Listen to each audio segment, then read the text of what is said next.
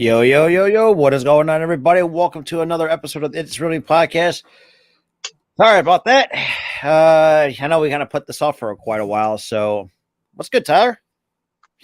Not much. And the only reason why we put this off for a little while was because we had other obligations for the last few weeks. We were on Earl's show last week. We did something else on the Thursday before that. Yeah, we were just completely booked. So we were just booked to the brim the last 2 weeks. But here yeah, we are. back. We're back. But yeah, let's get the overall, show rolling. So the first thing, I think everybody has seen around social media, CM Punk resolves his issues with All Elite Wrestling. So this could be interesting. Finally, actually had the balls to pretty much apologize, basically. You said, "Look, I'm sorry for the shit I caused. And I'm ready to get to work and get this going." And he'll be at Collision at the United Center. That was a big tell last night when they announced that they'll be at the United Center in early June. Absolutely. Early to mid-June. So I'm actually really excited for his return since he bucked up, apologized.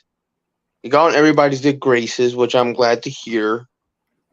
And we'll see where this goes. Absolutely. And the one thing, if this all goes well, hopefully, and the one thing I really hope CM Punk realizes, maybe Ace Steel could have been more of the problem than anything else, because that's actually what I read into. Ace Steel definitely was the problem. Cause I said this before. I think it was like when this incident happened back in like June of last year, when this happened. Ace Steel was definitely the problem, and I said this before. And you agree with me before. You know, it's not just that. We both said this. We both said this before. And Ace Steel has a track record of being a complete fucking asshole. Like this is not nothing new. He's been an asshole anywhere else he's been. Not just as a trainer, but he's also been. From what I've actually heard stories, he was fired. He was signed on twice by WWE to be a trainer. He was fired both times. Both times by WWE for being an asshole. Oh yeah, absolutely. Both times he's been fired. He goes to Ring. He was in Ring of Honor with his little buddy CM Punk, causes trouble there. Oh yeah. He actually was part of the problem as to why CM Punk and Colt Cabana had issues. Yeah, in which 2014. It's kind of ironic when you look back at it, because both CM Punk and, from what I remember, Colt Cabana and CM Punk were close friends during their. They were close. They were a tag team. Yeah, I forgot. Yeah, close. Very. And here's the issue that I have. CM Punk's back. Cool. Great. Awesome. Is Ace Steel coming back? Because if he is, there's going to be more issues. Honestly, I don't think there was no reports about Ace Steel coming back, so that could be by the wayside. I hope. I hope he's not coming back. Because the reason why, and I think CM Punk talked about this too, is just like he wants to end his career on his own terms. Because let's be real, like if you go back to summer of 2014, 2015, around there, like his career in a way was a little bit bumpy going forward after 2014. After 2014, he didn't even have a career. Yeah, he was floundering, trying to do other shit. Tried the acting thing. It only went to like B movie level because his acting. Let's be real. I watched one of his movies. They're shit. They're terrible. No wonder they're not A-list because they're terrible. But yeah, it's and I can't blame CM Punk, who wants to end his career on his own terms. Like he knows that, look, I mean, I think he realized that his body can't take it anymore. He's getting older. Like, look at him now. He's gray now. I mean, yeah, it's but here's the thing. This is where this is going to be a wait and see situation here. Mm-hmm. With Collision and CM Punk and all this other stuff. This is gonna be a wait and see situation because I don't buy that no issues are going to arise. I'm hoping there won't be.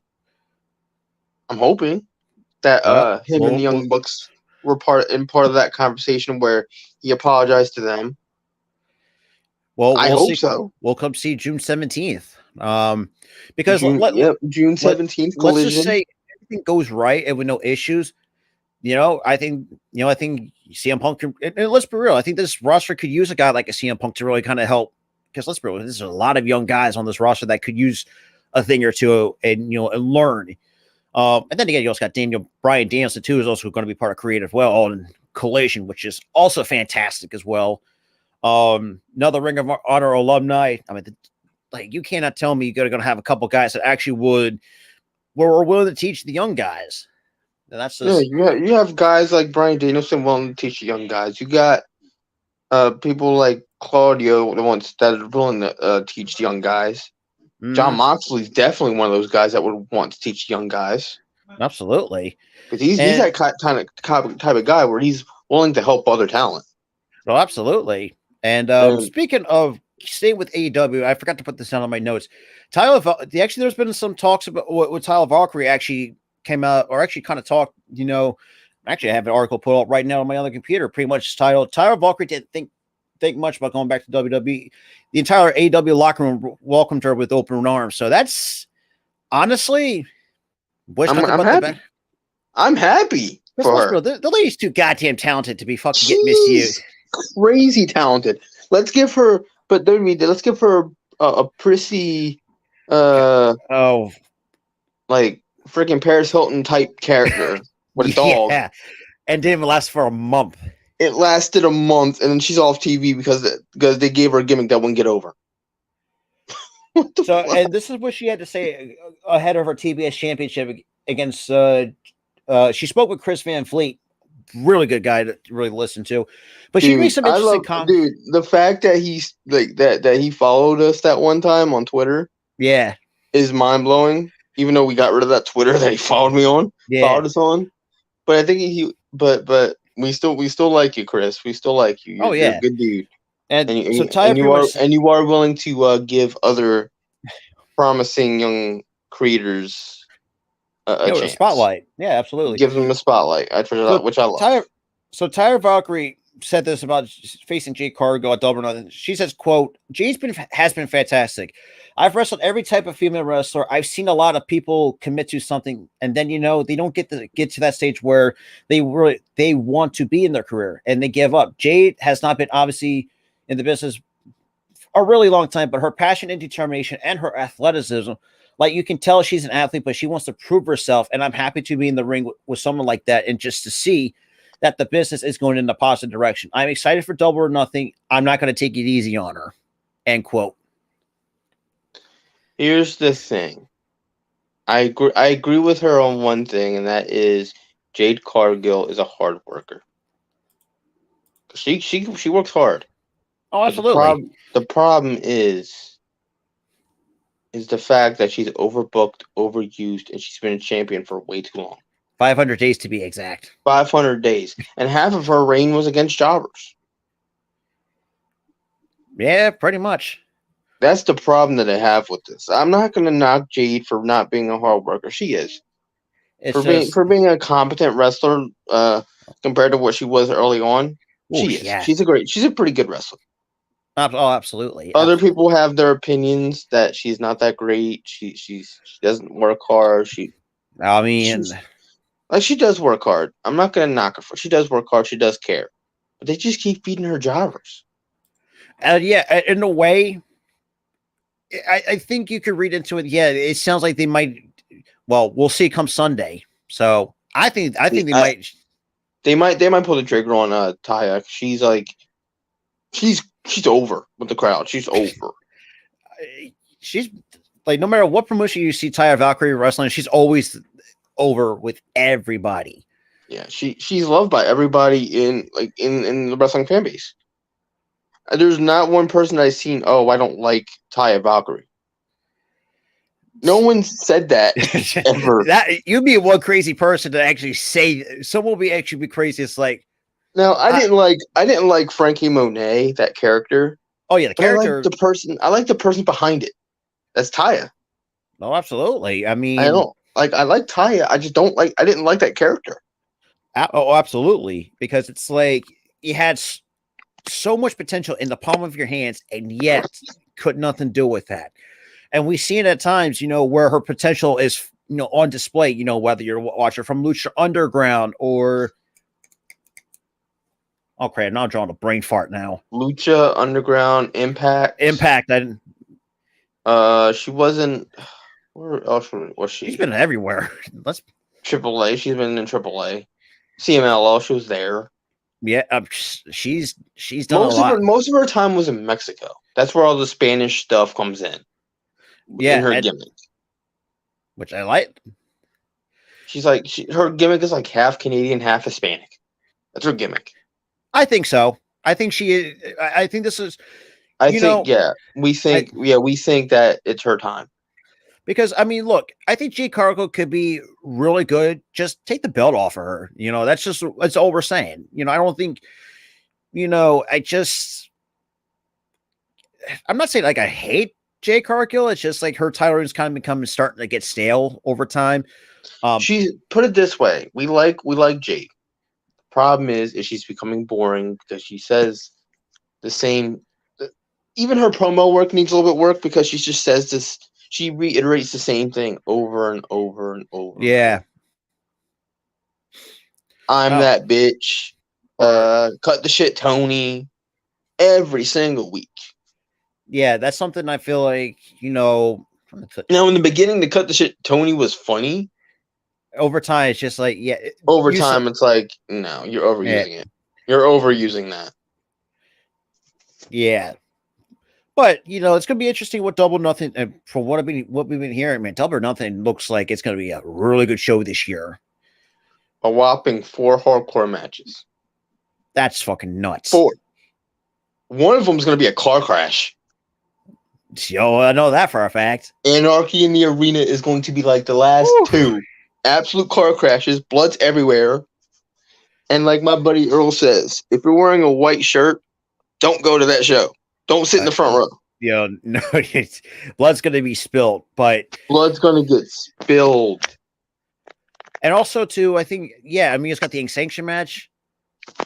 The Sanction match between. Not gonna lie, I will admit I kind of marked out a little bit as a ECW type of fan. Dude, if you watch my reaction on the AEW watch along on Wednesday, I freaked. I went nuts. I vouch for that site, Sab, and I was like, no freaking way. I haven't heard that name since 2006. Yeah, and for those who are the original diehards of an ECW, you know who Sabu really is. And Taz, I only know him from that crappy reboot of ECW. Yeah, and it's crazy. It's crazy enough as it sounds. I mean, when you have guys like Taz and Chris Jericho, and the fact that Adam Cole says, he made a little phone call to someone that's, Hamas, I was like, oh, I know where this is going. I know exactly who he made the phone call to. For me, I had no idea. I'm like, homicidal. When you heard that term genocidal, you knew that. I didn't know. I'm like, homicidal, genocidal. Who was he talking about? Dude, and then I'm like, wait for it, guys, wait for it. And then the music hits, and then I see the name. I go, no fucking way.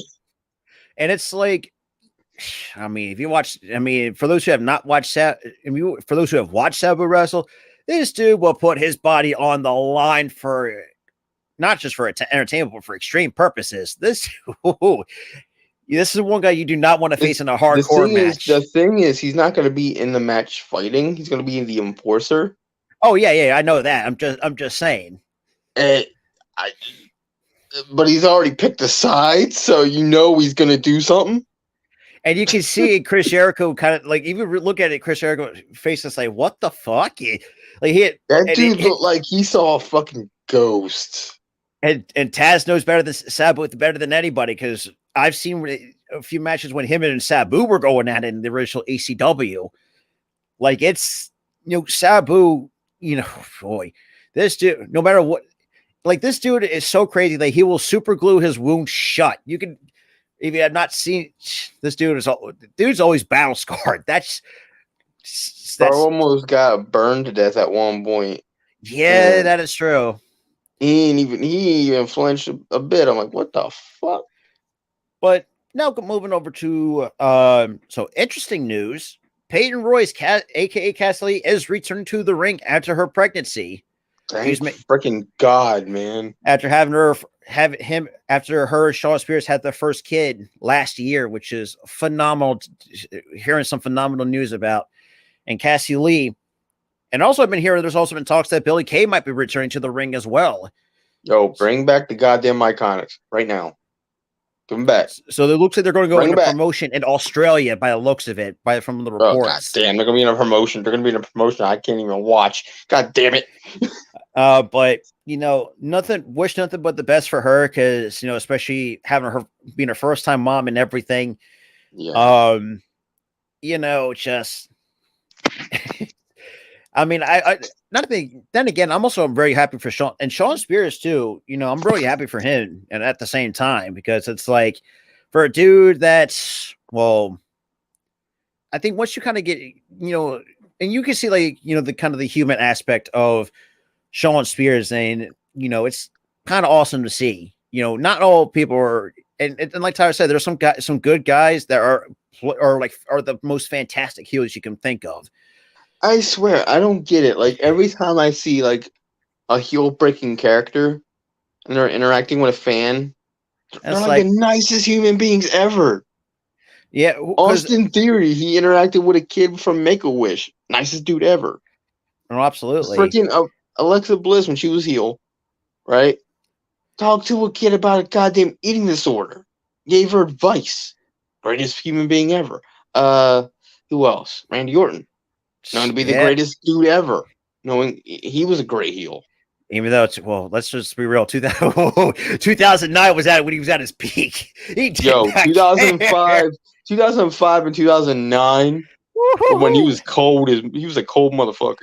Oh my god! Just when you go, dude, you had this dude RKO his own girlfriend on TV. Yeah, that's kiss another man's wife on TV. 2 separate years, 2005, 2009. Yeah, pretty much the greatest buildup, but the match itself was actually god awful, from what I remember. My God, it was a great buildup, but they freaking squandered the match. The ball, like literally, they squandered it so much. Because I would like to see a no holds barred falls count anywhere. Like let these guys beat the hell out of each other. That's what I would want to see as a payoff to this rivalry between him and Triple H. And speaking of that, WWE as well, obviously there's been a lot of reports that we're going to see a lot of roster cuts in the upcoming weeks. It's going to be expected. Listen. Triple H, you didn't have to please us. You really hadn't. Signing X amount of wrestlers back. You didn't have to. Really? And now you have to pay the price. Mm-hmm. Because a lot of this talent that you're trying to book on TV, they're not getting over. I mean, that is absolutely true. And those exact wrestlers who are not getting over on TV, they're the ones that's gonna make the cut to get cut. I mean, guys like Karrion Kross. Karrion Kross is starting to get over, so I think he's fine. People like Candice LeRae. Yeah, I think she's done. She's probably gonna be out the door. That's a tough right tough to think about. Like who's going to get the cut? You got Candice not getting over. You have Johnny Gargano. Like what the hell's going on? He's not even being used. He's fine. He's not even hurt. He's healthy. He's not getting used. All of freaking Damage Control is not even over. Well, all of them are wanting out. Well, even Bailey. Well, one member we'll get into in just a sec, because there's been some major news on her, but we'll get to that. But yeah, like even if you look at some of the people in NXT, the Grizzled Young Vets. I mean, look, I know they're over, but they've been wanting to out for months. I thought they were granted. Apparently not. WWE denied the request of getting released. It's like that's bullshit. It really is. That's bullshit. And then I hope they make the cut, because they need to. If they want to be out, they deserve to be out. Honestly, that if they feel like their characters and their wrestling ability isn't up to par in terms of booking, get them out. Oh, absolutely. Make them go to greener pastures. But we'll see when these roster cuts come, because nobody, now let's be real, nobody is kind of safe from these cuts. Speaking of Alexa Bliss, there's been, obviously we have not seen her on TV for quite a while, but then there's reports of Alexa Bliss no longer doing PR for WWE and Saudi. So there's been some interesting reports that Alexa Bliss, don't know what the hell's going on with her. I feel like she's gonna be cut too, because they're not using her at all. And honestly, I know. At some point, they had issues with the skin cancer thing that was on her face. Oh yeah, I forgot about skin cancer on her face, but that's long since healed. Oh yeah, that was like a minor skin cancer thing that they just took off her face. It's there was like it was a little patch. They just took it off her face, and she's fine. But here's the thing: nothing else major happened to where she isn't wanted to be on TV, which is kind of sad if you think about it. And now you're taking away her PR. Because actually, I had the article coming up as well. She, like I said, and shout to Andrew Ravens, who actually wrote this. This was from yesterday, actually. Whether it be creative or travel arrangements, yada yada yada. But after the Royal Rumble this past January, where she lost the Raw Women's Champion to Bianca Belair, so she took time off from WWE with the belief that she would return. Like how well that work out? No, not that well. But it also goes on to say, however, Bliss going with WWE, with the WWE crew overseas, is no longer the plan, as the insider account Boozer, which has broken past WWE stories, reported Bliss is not with the talent slated to do PR for the company. Instead, LA Knight and other wrestlers replace Bliss and Bobby Lashley to do PR. End quote. Pretty much. That's such a freaking joke, bro. Like, I don't get it. Like, you let her. Okay, we're gonna have you have your time off, right? Now we're supposed to bring her back, as aligned with Bray Wyatt and this Uncle Hattie bullshit. So I mean, that's where all that. That's another person they screwed. That is another person that they screwed, big time, bro. Oh, absolutely. You're telling this man, we'll let you have this new character that you've been wanting, that was originally supposed to be the Fiend character. How that was supposed to work out. Yeah, it didn't work. Unfortunately, that really didn't work out. And then, and I think DJ Storm says it best. This company is just flat out lazy. You could see it each and every week in the product. The booking, it's just flat out lazy. They just do not care. They don't. And it's like, and honestly, let's say if Alexa Bliss does get the cut, honestly, I think she just, that's up to her if she wants to continue to wrestle. I mean, she's still got a lot left in the tank. She's still very young. So I would not be surprised if she would go out elsewhere and wrestle and become a star that she needs to be. But outside of that, I mean, Alexa Bliss, I mean, like we said, it's kind of sad and pathetic when you see, someone as talented as Alexa Bliss. Well, let's be real, coming from, not say humble beginnings, but a bit of a journey. I would say, go through NXT. Well, bro, thank God, get rid of that. That babyface cheerleader Tinkerbell bullshit. That's like, what the hell is this? But once they turned her heel, I mean, you knew that she was a star in the making, right then and there in the palm of their hands. With Little Miss Bliss and all this stuff, kind of be like that, kind of like a bit of her version of Harley Quinn a little bit, which I really enjoyed.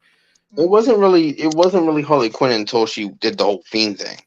Oh yeah, that was oh boy. And then they fired the Fiend. They kept her in that freaking character, and the character got stale. Yeah, that was oh god, that was just god awful. I'm gonna be completely honest. They gave her a fucking doll. Yeah. They gave her a doll. We're like, let's just have you talk to the doll like you're a crazy person. Yeah, I cringed at that. That's a cringe-worthy moment. So bad, bro. And shit, I've seen some worse shit in WWE in years past. Like this was up there in terms of like cringe-worthy bullshit. But regardless, honestly, I really wish nothing but the if she does get cut, I wish nothing but the best for her. Because let's be real, somebody else is definitely going to push her to the moon. Sorry, I had to go. God, you literally had to pull the fucking Cameron Grimes on this shit. Yeah, yeah, we're gonna have to do a whole get T-shirts going with shit that we just saying shit. Mm-hmm. All right, but speaking of, like you said, with Damage Control, one of the members, Dakota Kai, unfortunately, is going to go under surgery for a torn ACL. Unfortunately, it's there's been reports that she suffered a torn ACL, and not just Dakota Kai, and there's also been reports that Liv Morgan might get shoulder surgery. So you're going to have two women going to be on the shelf for a while with two separate injuries. But here's the kicker. It all happened in one match. Like the same freaking time, two women get hurt. That's I'm really looking at how this, I'm telling you right now, the tag division for the women is god awful. Cursed. Yeah. It's not god awful, it's cursed. Yeah, and like you said, I think Damage Control, I think they're going to be on the short end of these cuts.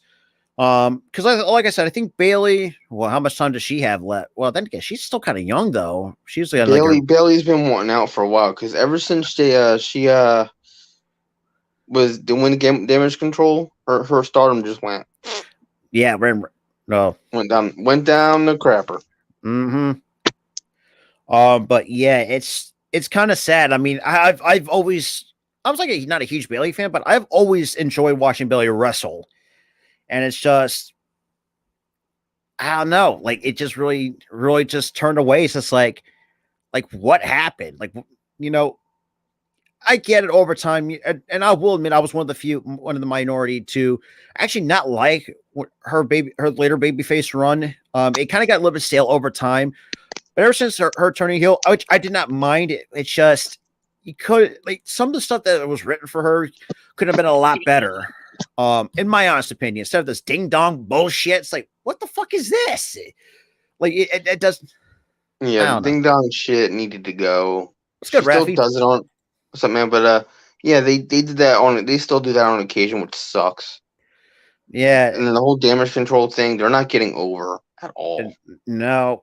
Every time they came out to have a match, you but another person I can see might be a short end of the stick in terms of cuts. Piper Niven. She has nowhere to be seen on fucking television. She's another one I could see.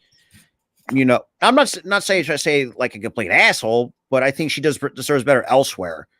I've also talked about this in the video about Drew McIntyre. Like, what's next? Or is he, it posed a hypothetical question: is Drew McIntyre going to be done with this company? Because see where that lies with me, right? Is the fact that this isn't just about his booking. His booking has gone kind of slid down a bit. But before that, he was in like a tag team with Sheamus. Yeah, so it wasn't all terrible at that point. Actually, him and Sheamus were actually were a really nice tag team over a while. They were entertaining. They were entertaining, and then they had them split, and then they were feuding over the title, the Intercontinental title, with Gunther, and then after that, he's not seen on TV for X amount of months, and then we hear that he's fighting over money with the company, and not just money. And there also been reports that WWE Creative is actually holding up Drew McIntyre's return. So right now, it's a combination of both things, both a new contract and the Creative's hasn't done him or holding him back. So my thing is, because look, Drew McIntyre is still young at a nice ripe age of 37. I mean, which is kind of crazy. He looks a lot younger. Well, I would say not a lot younger, but he kind of looks pretty good at 37. So, I mean, to be quite honest, I really do hope, if he decides to walk away, which that remains to be seen. I think going back to Impact's a huge possibility. I honestly think. Yeah, I was about to say going back to Impact Either go or back to Impact, maybe go to AEW if you wanted to. Go to go back to the UK indie scene because he's like honestly wouldn't ICW I and honestly wouldn't places go like that that. far. I wouldn't go that far to go back to the UK indie scene. He doesn't want to be on the indie scene. He wants to be known on TV. I'm sure of that. He got so far to be on TV, Yeah, that is true. only to After go back to the indie scene. I mean, The only guy that I thought shocked me to go to the indie scene, which he didn't immediately go to the indie scene. He was with Impact, was Matt Cardona, yeah, that is true. and now he's just doing indie stuff. He's not seen on TV. But I think Matt Cardona knows where he's at. Let's say, like I think he doesn't really care if he's going to be on TV or not. I mean, the dude He's is older. just. He's older. I mean, he's been nothing but phenomenal on the indie scene. Let's be real. I mean, the resume speaks for itself. Dude's winning titles everywhere he freaking went. Like, goddamn. Yeah. But let's just say this too. With All Out, or yeah, was it All In or All Out? One of those two. Regardless, if say Drew McIntyre does to say, decides if he does have an opt out, I think he should use that opt out. And look, I know people are going to say, "Oh, jumping AEW is like the one thing," but it's just Drew McIntyre. The opportunity is right there because I know you're gonna say the Wembley show.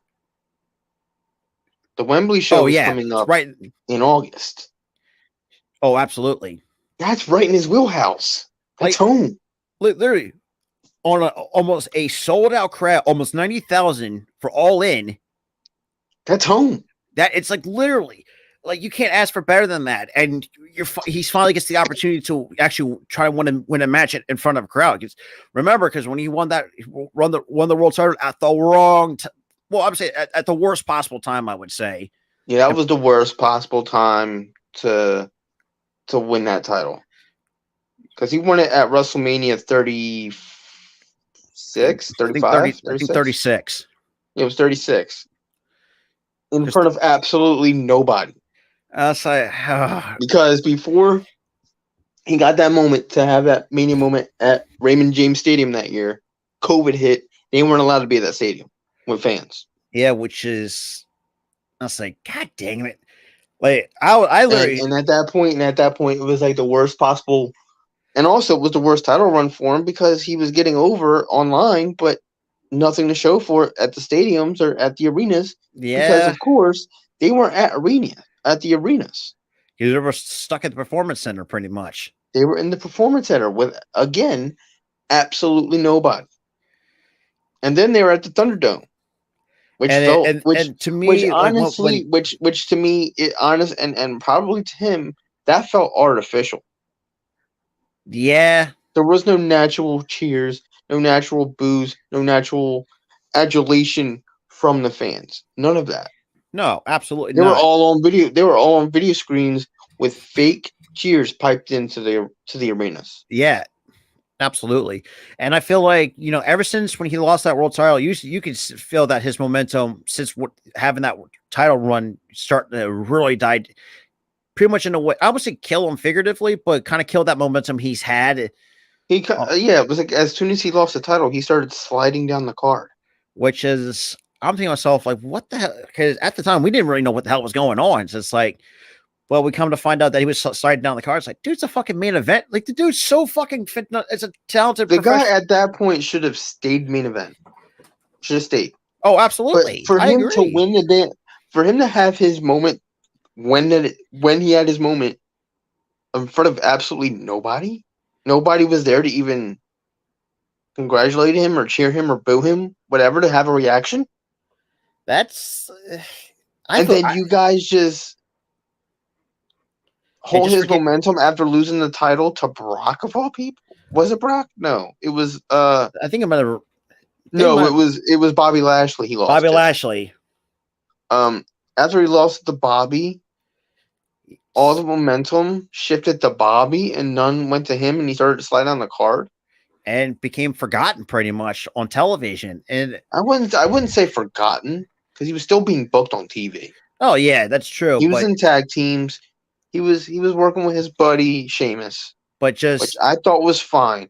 But you put him in the mid card. which is well, The mid card. we've seen that once before. That was back The in last time 09. he was in the IC picture was 2009.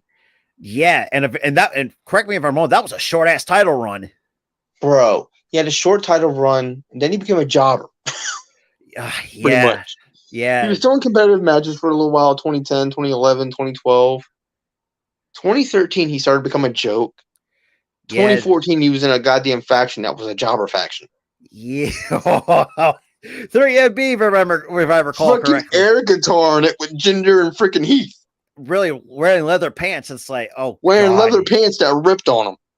And it's funny, but still, regardless, I mean, the dude's a constant main eventer. To be quite honest, I really do feel bad for Drew. Knowing the merger of the company and Endeavor, they might not want to. And like I said, and honestly, if I'm any promoter, I would give this Drew McIntyre a blank check, give him what he ever wants.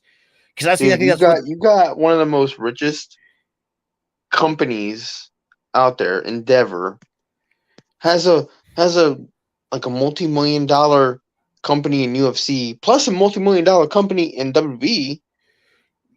A $1 billion company, $2 billion. You can't pay this man. You can't pay him. You can't pay him his money.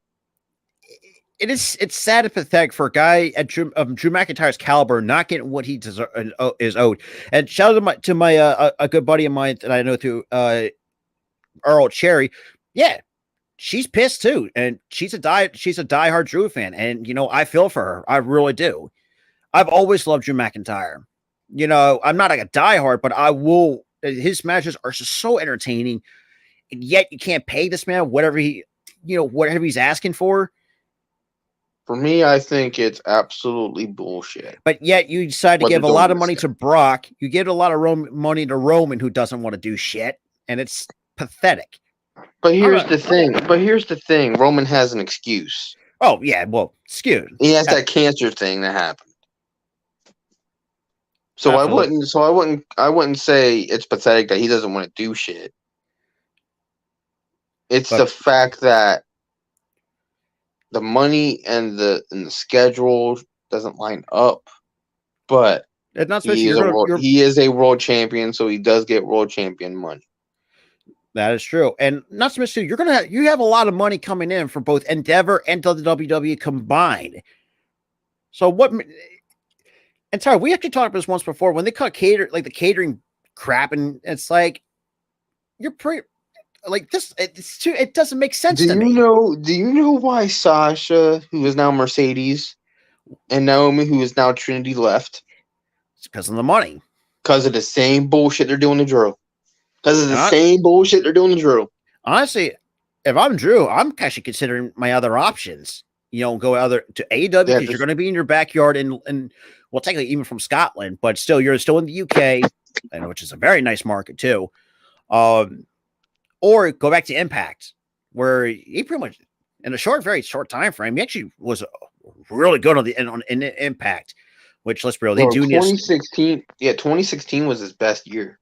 And to be quite honest, I think Impact he was finally seen by them as a world champion. Yeah, that is in 2016. Yeah, it's almost like 7 years later. It's just like, what the hell? And now, 6 years after that, he's a world champion again. But then a few years later, he's back to where he was when he left, mid-quarter to not even being on TV. I even know what to, because like I say, I think Impact. Look, I know it's not as popular as it used to be, but I do think they could use a guy like Drew to really, not say save the company, but they do need that kind of a star caliber type of superstar that they need. And for the love of God, you have money.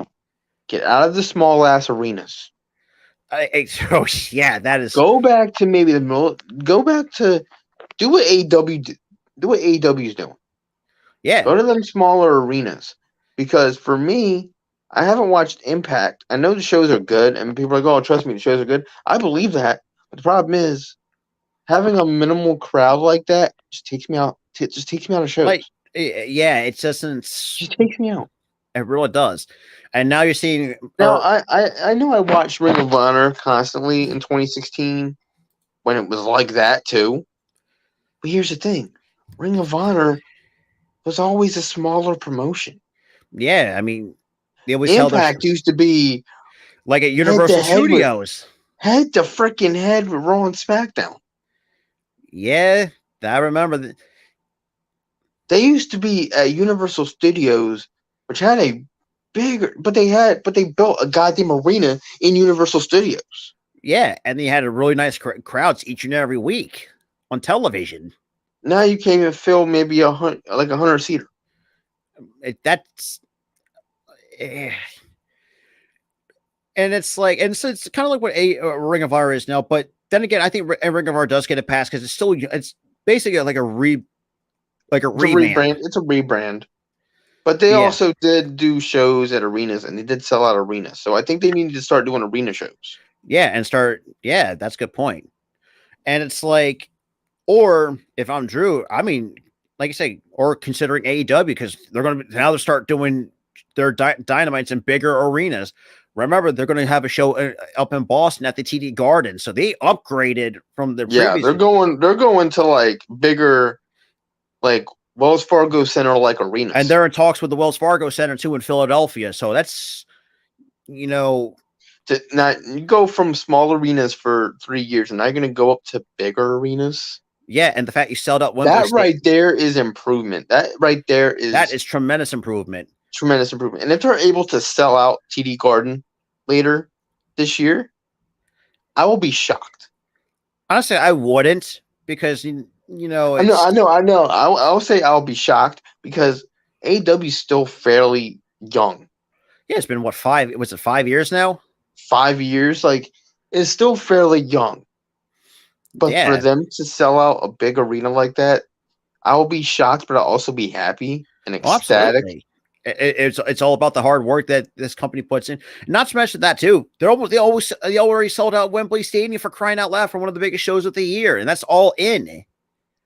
And that's a 600,000 seater. That's a 90,000 stadium. That's a 90,000 seat stadium. I thought it was 600,000 because I heard 600,000. No, it's 90,000 is the seating capacity, and they sold over 80. And again, that's around the size of like a small arena. Well, Wembley Stadium is you had to ask the UK fans in terms of them. Like that's a big stadium for them over the UK. Sure, most of their stadiums are like between 40 and 50,000, and they sold the last wrestling event to ever hold the last wrestling event ever held in Wembley Stadium. What was it? I was going to see SummerSlam in 1992, but that was the first thing that came to mind. Ding, freaking ding! Damn. A WWE pay-per-view, and now AEW is going to do a show and sold. I think over 85,000 tickets. So they only had like a few. I think they had like a few hundred that needed to be sold. I think like 700 60 but something. Even then, you get the numbers down to just a few hundred in tickets sold, or in tickets that need to be sold. You did your freaking job, AEW. And it's not just that too. You also take into consideration they also have a really nice market over there in the UK that bring in like almost 3 million viewers annually on their broadcast on their whatever service they have over there, like ITV or BT Sports or something like that. So they got a hot market over in the UK. Yeah, I think they do wrestling events on BT Sport. Yeah, but they don't do ITV over there for wrestling. I don't think. Well, it depends on the area. From what I've actually talked, had a couple viewers. They were from the UK, so it depends on the area where you're from. Okay, all right. But staying with AEW, so Andrade has been in the reports, but in a very good way. He's getting close to. He's going to return to in-ring action very soon. So it's most likely he's going to be on Collision when it first starts in that time frame. Since having suffered that pectoral injury last September. Yeah, I'm actually really really happy. You got Andrade coming back, you got Miro coming back, and you got That's uh Thunder Rosa coming back at the same time. absolutely, That's good. That's really really good. I'm and that's going to help actually out your really roster really too, yeah. That's gonna really improve that roster. especially with It's not that the roster's depleted because it's not. It wasn't depleted. no, yeah, that's not what we're saying. It's just All you really lost was CM Punk, Thunder Rosa, Miro, and Andrade. Pretty much only like four people. and, Chris Statlander. You lost her. well, there's been no reports on her, but I think I mean, there's been a lot of rumors, but like I said, I'm taking that with a grain of salt that she might be getting close, but it's like, I'm not entirely too sure about that. I feel like judging on her like Instagram posts and stuff because I have her on Instagram. I follow her on Instagram. I feel like she's getting better Yeah, because she is working out a lot. She posts a lot of workout videos like every wrestler does. honestly, and I do I not feel gonna like lie, every wrestler does that now. They just post workout yeah, videos on Instagram. But she's been working out. She's kind of worked out the injury. You know, yeah, she's been improving. I feel like she'll be back soon. yeah. I'm not So I gonna mean, give you guys a date because I have that's no clue. I mean, especially if she was coming off a torn ACL, that's well, that's a different injury's entirety. I mean, it took her almost over a year to get to come back for 100% before, and then unfortunately, by the looks of it, we'll see. I think she's trying not to put. It felt like she was healthy for a month and she's hurt again. I'm like, God damn. Yeah, it's sad. I mean, so you see some of these really good professional wrestlers are injury prone as hell, which is kind of sad to see. But I mean, then again, it happens. I mean, that's what you kind of expect when you sign up for the business. That's just, Yeah, that's what happens. You know, you fall the wrong way, which I in mean, this case she did. She fell the wrong way and she, like, tore her ACL. I mean, shit. If you look at Thunder Rosa, trust me, I'm healing a back, back issues. Sometimes they're kind of hard to come back from, and that's why have not She really was given. out for a year, so they're Yeah, definitely hard to come back from. And I know I bashed her because she and Britt Baker bashed her too, and I'm sorry for bashing her, but but then we come to find out why. You're like, oh, okay. she's over here. She's over here traveling the world and with a back injury. What do you think she's gonna do? Just stay home? I mean, Yeah, that's the and right thing to do is stay home, but but I know she wants to live her life, even she though wants if to live her she life. and help her, and maybe traveling definitely could help recover with that. And I mean, look at Andrade. Had been out for over 9 months with that torn pec, and And here's the thing: she wasn't just traveling alone by herself; she was traveling with her family.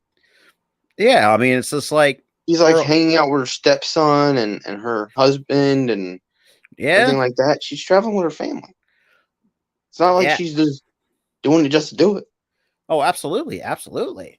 Um, and going back to NXT, and actually NXT's been actually has good reports. So NXT, their go home show for Battleground actually had increased ratings, which is kind of surprising because let's be real, NXT on a weekly basis is not terrible, but it's kind of like middle of the pack, shall we say? Because it's For me, but I don't. The matches are fine.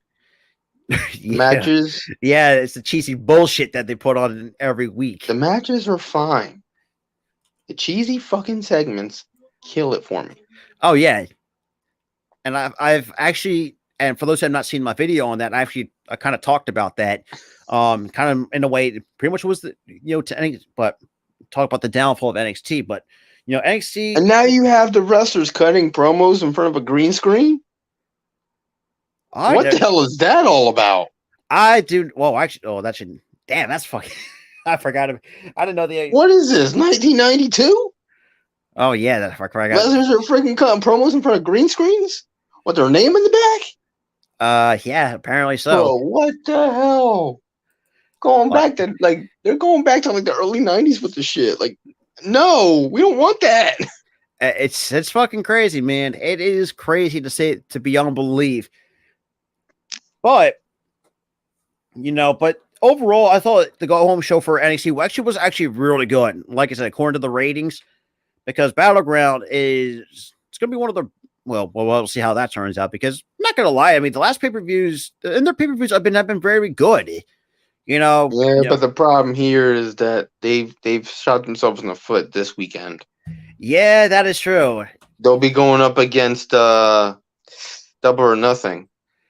Oh, that's They'll be yeah, that going is, up against the pay-per-view that has a whopping 4 hardcore matches and to NXT's 1.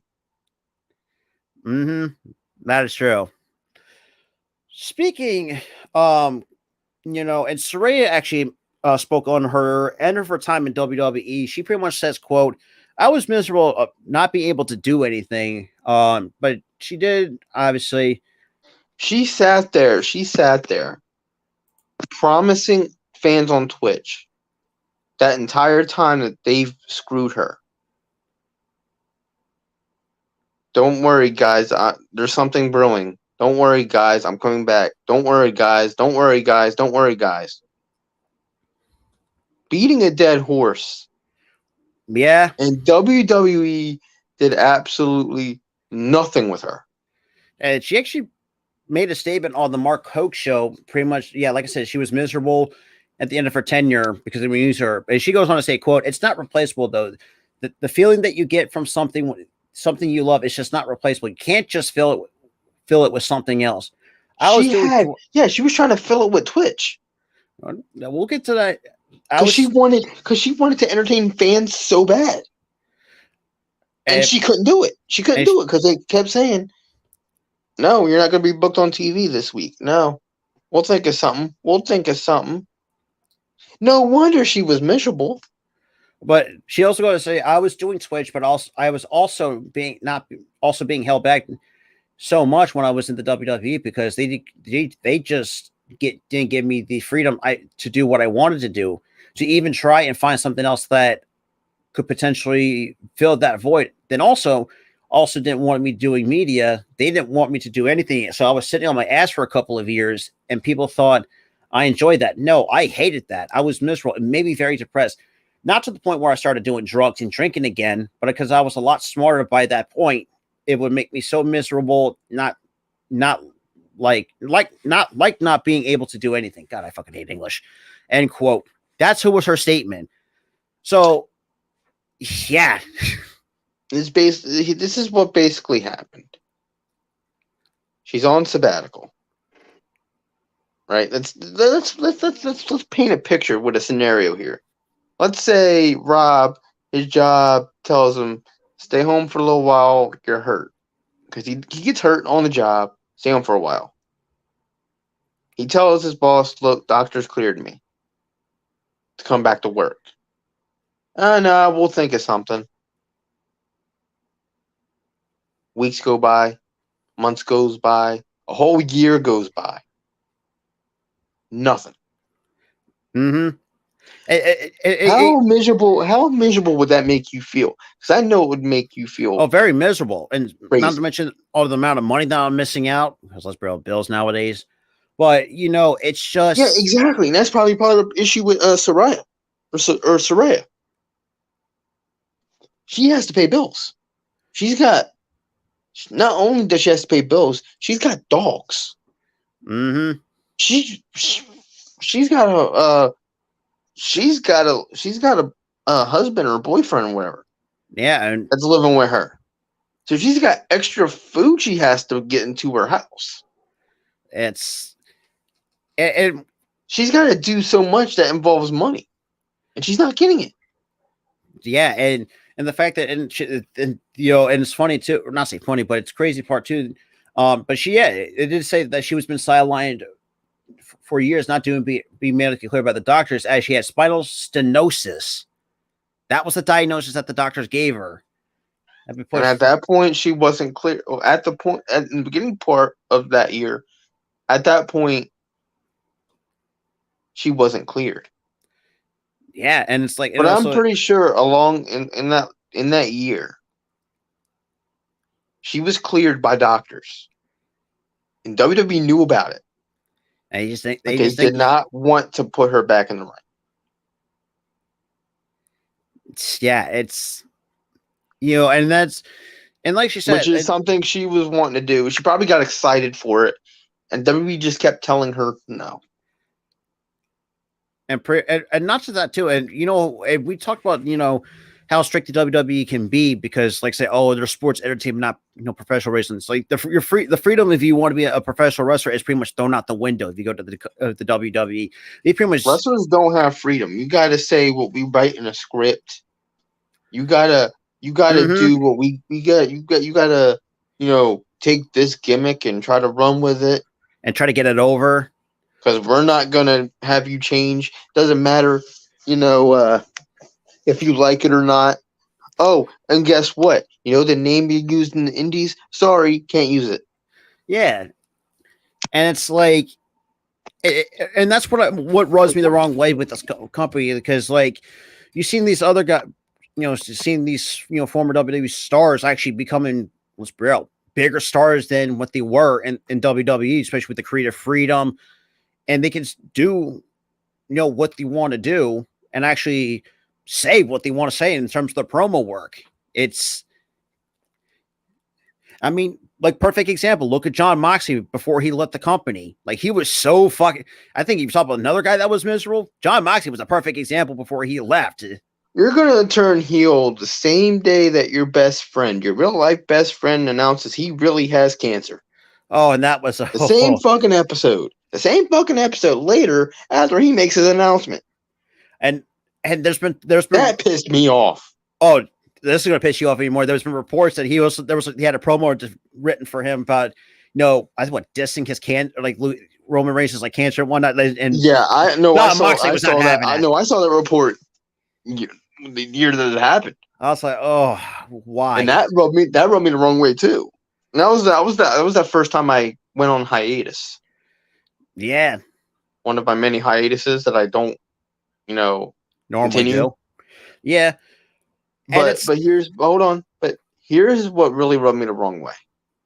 Not only are you going to turn heel on one of your best friends when your other best friends announced that he has cancer hours before the heel turn, and we're going to have you film a promo segment inside of a doctor's office where we're going to give you a needle in your ass. Yeah, that was that was and you're going to cut the weakest promo in your career. And Damien was a nice question too. I did not know she actually did a WWE show, but if you want to put in the celebrity wing, I'm all for that if that's the case. I never knew she was in there, but knowing that she was in WWE, put her in there now. Absolutely. Put her in there freaking now. Put her in the celebrity wing. Because that's a good question though. But back to the Dean Ambrose thing, and then after that, the EC 1 and 2 thing. Oh yeah, I forgot about that. You screwed both of them over, and then Mox leaves. And obviously, here's what happened. The EC 1 and 2 thing happened, and then he jobs out to EC 3. Oh my god! And then Mox is gone. Oh, that was that was his final hurrah. Oh, on Raw at least, and then they gave him the whole Shield reunion thing, which I thought was incredibly cheesy. Kind of like in a week. I'm sorry to freaking Mox. Yeah, I'm sorry, my ass. Basically, pretty much is basically what I have to say about that. You guys literally had me have shoved a needle in my ass during a freaking promo segment. And then you had me job out to EC3, who, oh my God, shocker, he's a jobber himself. And don't forget, EC3 was also part of the 24/7 title picture when that title was actually still around. Oh, shocker. He looks dejected now because he's not being used on any capacity at all. Yeah, it's getting... Oh, shocker. He's been released. And yeah, I jobbed out to this guy. That's ridiculous. And ever since when Ambrose left the company, he's nothing but, let's be real, probably the best he's ever been. Let's keep it a buck here. I'm gonna say this right now. Hold on. I'm gonna say this right now. He had a career resurgence after that. Oh, absolutely. Right after he left WWE for AEW. Career resurgence. Well, let's be real. And Resurged his entire career. That stardom that was dwindling in that latter part of his run in the company rose. I mean, shit. It Even look rose. what he's doing now with the BCC. It's just Bro. nothing short of fantastic. Nothing short of fantastic, bro. And it's like, and you can same thing could be said with Renee Paquette, because remember she actually talked about when she she was kind of getting fed up with Vince McMahon yelling in her ear, like say, kind of cursing her out. So yeah, she was fed up. There was times on a WWE pre-show or talking smack or whatever. She did not look happy. Oh no, you can see it right. She did not look happy at all to be there. She looked annoyed. Oh, absolutely. Oh yeah. And it's like, yeah, and ever since, I mean, she's doing some pretty good work as a backstage interviewer with AEW, and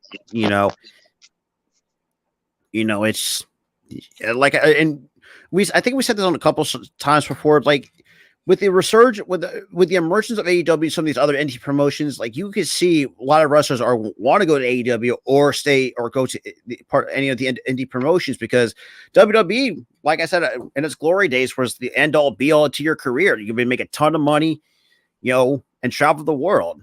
Unfortunately, that's no longer the case. Ever last 5-10 years, give or take. I would say about 5 years. Yeah, that's been the case. 5 years, that's been the case. And now you're seeing a lot of these companies where are allowing you to have the freedom that you want. You have AEW getting ready to travel around the world, starting with the UK.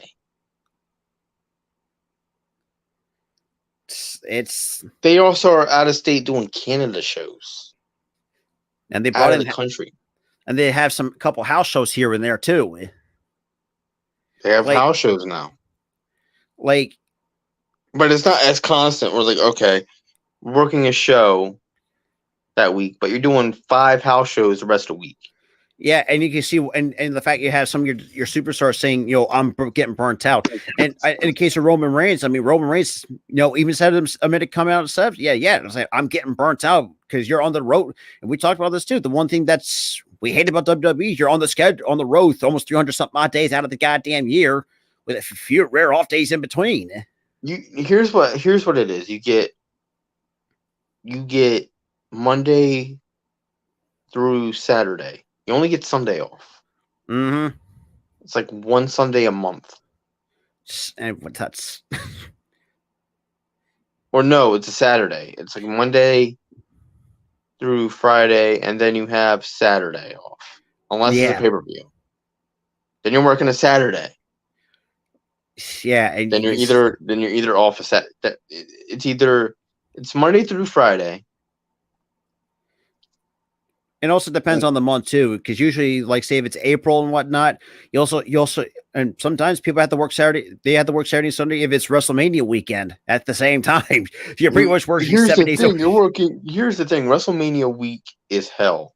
Oh, for main roster down, because you're working Mondays, rest of the week house shows, Friday SmackDown, and then you're working Saturday and goddamn Sunday. Yeah, that's I feel bad for some of these talent that's on the main roster. And here's the thing: if you're working a Saturday, you still got to be there on Sunday, but you're backstage the entire time. Yeah, that is true. And it's like I could imagine like some of these people who are losing a lot of sleep because, like, first of all, like you barely have any time to get time to yourself, and like, bro, a lot of these talents they choose to wake up at odd hours, but some of the talents wake up at like 4 o'clock in the morning just to work. Have time to work out. Yeah, because they got to be at a show or they got to be at a certain place by like later that morning. Yeah, that is and not special too. And you see a lot of companies actually take care of the expenses. WWE, not so much. You're up. They're pretty much like you're on your own. But here's the thing. They used to do charter, but 2002, that incident fucked it up for everybody. Yeah, that is true. That plane ride from hell incident, that Yeah. fucked it up for everybody. Yeah, that was oh boy, that was oof. And like I but with and like I said, going back to with Soraya, I mean, yeah, you could see, at times, and sometimes when she was there, like you could see like how miserable she may not show it on TV, but there are times in certain moments where when you catch her a little bit, like you could see she was miserable. I watched her on Twitch for that entire time,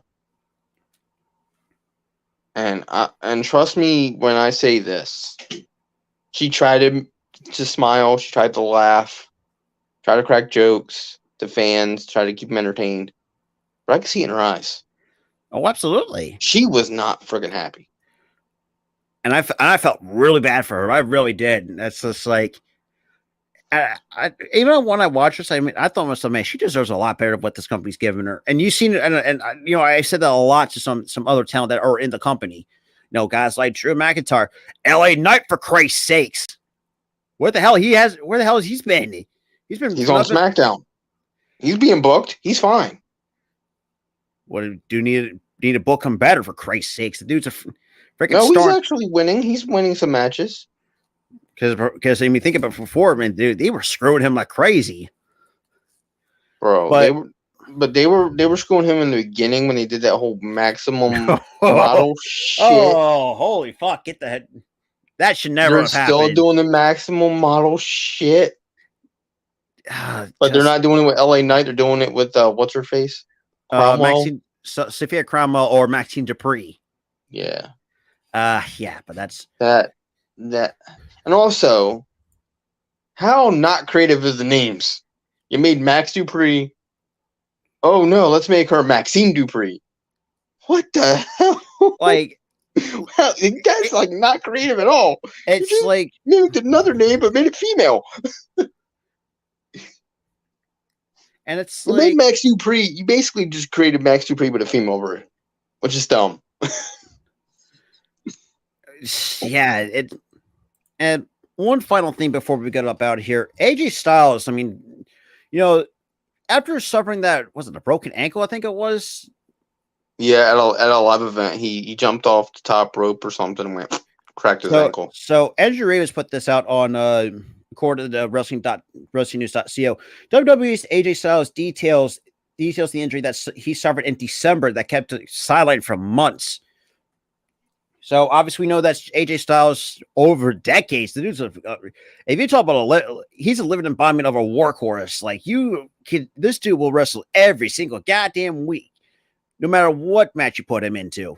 Like, I mean, even in his prime years, from TNA, the dude was, well, no pun intended, was phenomenal. Sorry, that was just a horrible pun, but that's no, you walked into that yourself. Yeah, happens.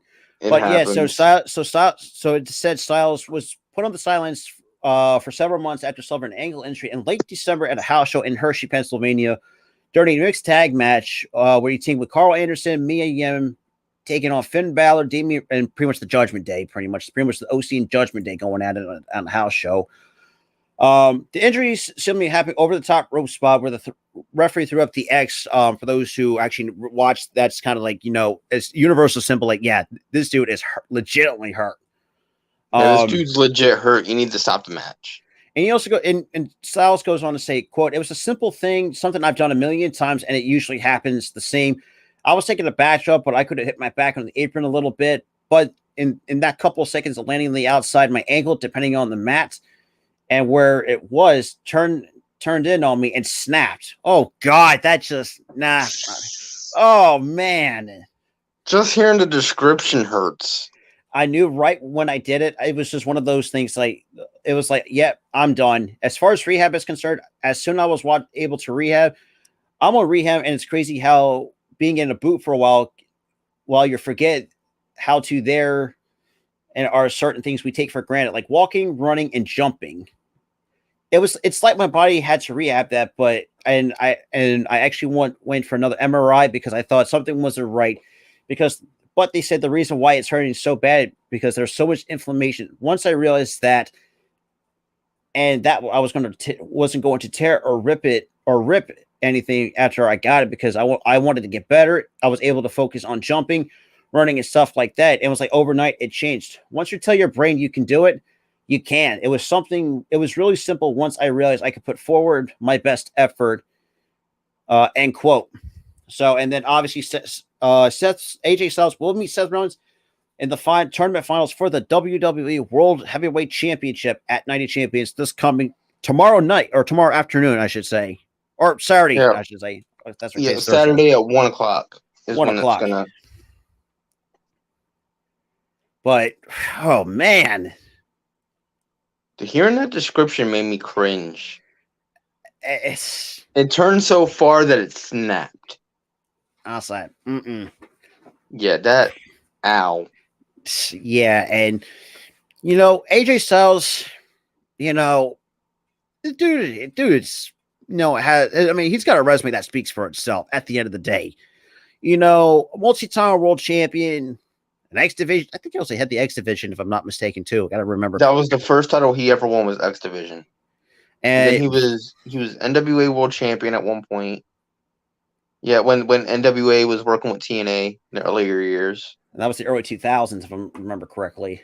And then the mid-2000s, he won. Actually, in 2011, he actually won the world title, TNA's world title. Goes to New Japan, he wins their world title. Yeah. Goes to WWE, wins their world title. I mean, and it's crazy, too. I mean, Ring of Honor goes and wins their world title. I forgot about he was actually with Ring of Honor. It was in partnership with New Japan. And he was there for like an championship. I actually pulled up his Wikipedia page. He has held the AAA tag team tournament with Low-Ki and Samoa Joe. Let's bro, him and Samoa Joe. I think he just had a little bit of a small rivalry. And Prime Samoa Joe was another guy that was. Oh boy, that was also a one-time AEW heavyweight champion, and some of these are like the smaller promotions. But once you get like to New Japan, a two-time IWGP heavyweight champion, also has held the NWA World Tag Team Championships 4 times, once with Abyss, once with Jerry Lynn, and twice with Christopher Daniels. Also a 3-time NWA World Heavyweight Champion, a TNA Legends Global Television Champion, 2-time World Heavyweight Champion, and 6-time TNA X Division Champion, a 2-time World Tag Team Champion, one with Tom Cone, Kurt Angle. Oh, good Lord. The resume, the accomplishments speak for themselves pretty much. That's just how good AJ Styles has been for years. But and I'm telling how highly sought after he's been for years, man. TNA saw highly of him. WWE saw highly of him. Ring of Honor saw highly of him. AEW saw highly of him, obviously. And speaking of Ring of Honor, one-time pure champion, one time with the World Tag Team Champion with Amazing Ray. For those who don't know, that is a relative of Selena Vega, who also started in TNA in 2004. Which I did not fucking know that Selena Vega was in TNA in 2004. I didn't even know she even wrestled prior to WWE. Yeah, that's like, I was like, what? That was a head scratcher. There's a lot of guys who I didn't realize worked for freaking TNA at the time. Or the fact that they were hiding in plain sight, like MJF as a security guard when Samoa Joe shoved him. But here's the thing: everybody knew about that. Cesaro, that was around when AEW first started. Yeah, and you also had Cesaro, which nowadays is kind of hard to see picture him with hair and a mustache. And think about too, a wrestler of the year in 2016 from Rolling Stone. Yo, you're missing one dude. Remember when freaking son of a bitch. Ricky Starks was on fucking WTV and he got bullied by freaking Ryback. Oh yeah, I forgot about that. He got thrown through the freaking catering table. That was fucking crazy. And another thing too, I mean, obviously was ranked number 4 in the top 10 men's wrestlers of 2018. Also was ranked number 2 in top 10 wrestlers in 2017. That was by Sports Illustrated. So he's And He's WWE, accomplished. He's accomplished, and he's WWE did not fail him. oh, absolutely not. A Did not two-time fail champion, AJ. a one-time Intercontinental champion, three-time United States champion, one-time Raw Tag Team champion, 32nd Triple Crown champion, 15th Grand Slam champion under the current format, and also won the WWE Intercontinental Championship tournament and a one-time Slammy Award with the Match of the Year versus The Undertaker in a Boneyard match at WrestleMania 36. He was given the okay to have a retirement match against a legend. And honestly, I think that match didn't. Let's be real. I was actually really happy with that match. I thought Undertaker at his age. I bet. Let's go, Earl. That meant everything to fucking AJ. Because because we all knew that the Undertaker was retiring. I think why not have one of the best, and that's AJ Styles. Have one final match, even though it would have been nice to see Sting and the Undertaker. For a guy like the Undertaker to want AJ to do it, that's huge. That's huge for AJ, for sure. But yeah, so I mean, overall, that's pretty much going to do it for this tonight's episode. Because like I said, I know we kind of had some fillers and stuff like that, but I mean, who doesn't love talking wrestling in this day and age? But yeah, it's like, with that being said, yes, I know we kind of missed out the recaps because obviously, like I said, my work schedule's kind of been all over the freaking place. So obviously we're kind of work schedule's been all over the place, and I'm not going to sit there and recap Raw. Oh, God, yeah. So yeah, we pretty much cut out the recaps pretty much. AEW was solid. I'll give you guys that. AEW was solid. I'm looking forward to Double or Nothing. And you also got, hopefully, and you got August, and you got Double or Nothing coming up, and also August, All In, live at Wembley Stadium in the UK. You got some exciting stuff happening, but